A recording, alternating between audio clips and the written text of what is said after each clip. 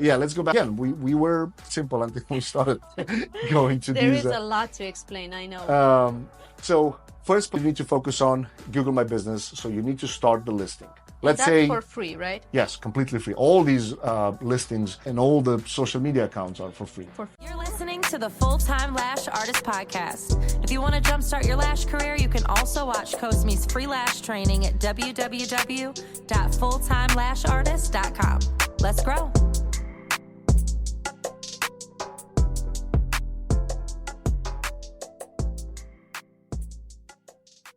Say you don't have time today to spend 4 hours. I mean, you put 3-4 hours, but let's assume you don't even have 2 hours to do it. Let's say you don't even have an hour. Let's say you're just excited to get started. So assuming they have your name of the business already chosen, next time for the first platform, which is Google My Business. So let's say you set that up and you don't have all the other accounts ready. That's fine. Just punch in as much information as you can, optimize as much as you can on it, upload a couple photos and move on. Right now, it might even take a while for Google to approve your listing. It might even get directly denied if Google realizes. Also, you have to wait for Google to approve your listing. It really depends how trustworthy is your Gmail account. If your Gmail account is old, meaning all the couple yes, years, you mentioned that. yeah, or if you're just creating a Gmail account, it might take, and sometimes Google might even ask you for a legal document to prove that your business existed, that address. Oh, wow.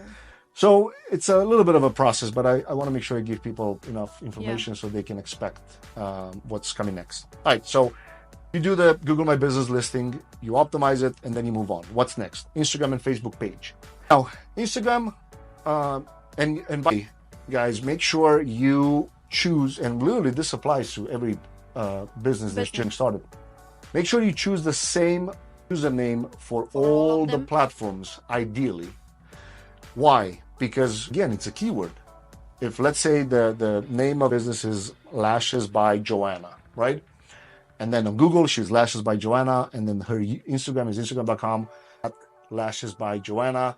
Twitter is Lashes by Joanna, right? All of these things, when somebody's searching on Google Lashes by Joanna, because let's say they saw an ad or whatever, and now they want to see who you are, what you do, Google is going to recognize this when somebody's searching Lashes by Joanna. It's going to populate all the listings. You don't want somebody else with the word lashes showing up when people are searching for your actual name, right? So make sure you choose the same username for all these platforms. So first, after Google, you do Instagram. So you optimize, you create your listing, your username. Ideally, in the photo of the profile, it's a photo of yourself. Even if you, like in your case, for example, you have Limit Lashes as the name of the business, and it's like the legal name, it's not Limit Lashes by Cosmina, it's just Limit Lashes, and that's it.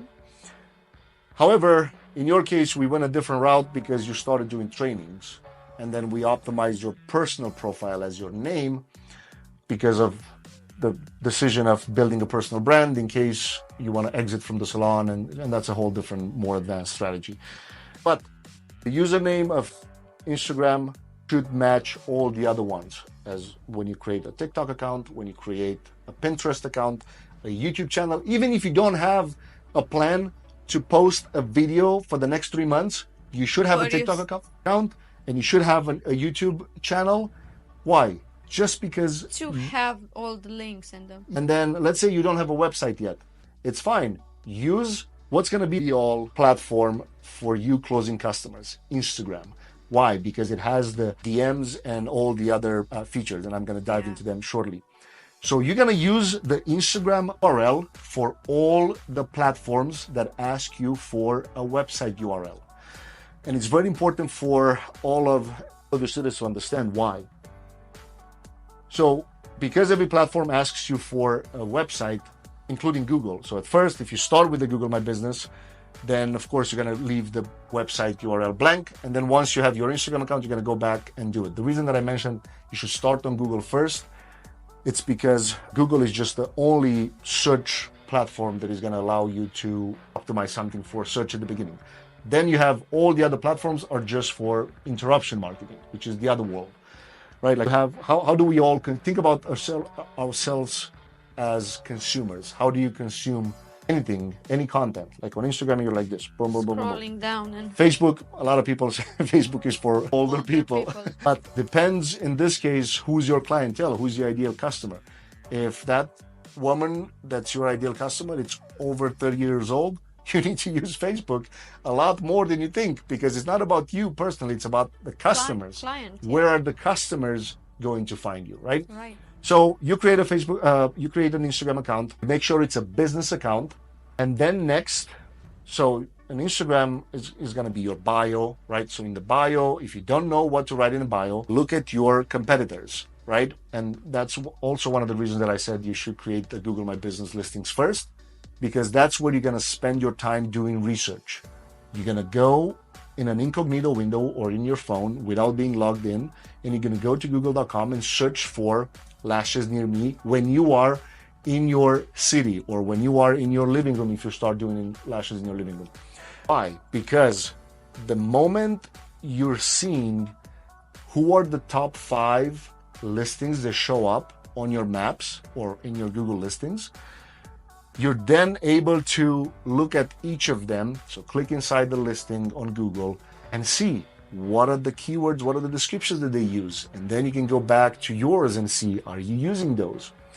How often are they posting? A lot of people to this day, so Google started allowing posts, I can't remember, I think it's like 3 years ago. So you can add posts on Google the same way that you post on Instagram and Facebook. And I treat my Google account exactly the way I do Facebook, Instagram. When I post on Instagram, I go on Google, I go on Facebook, I go on TikTok, in 5 minutes I post everywhere.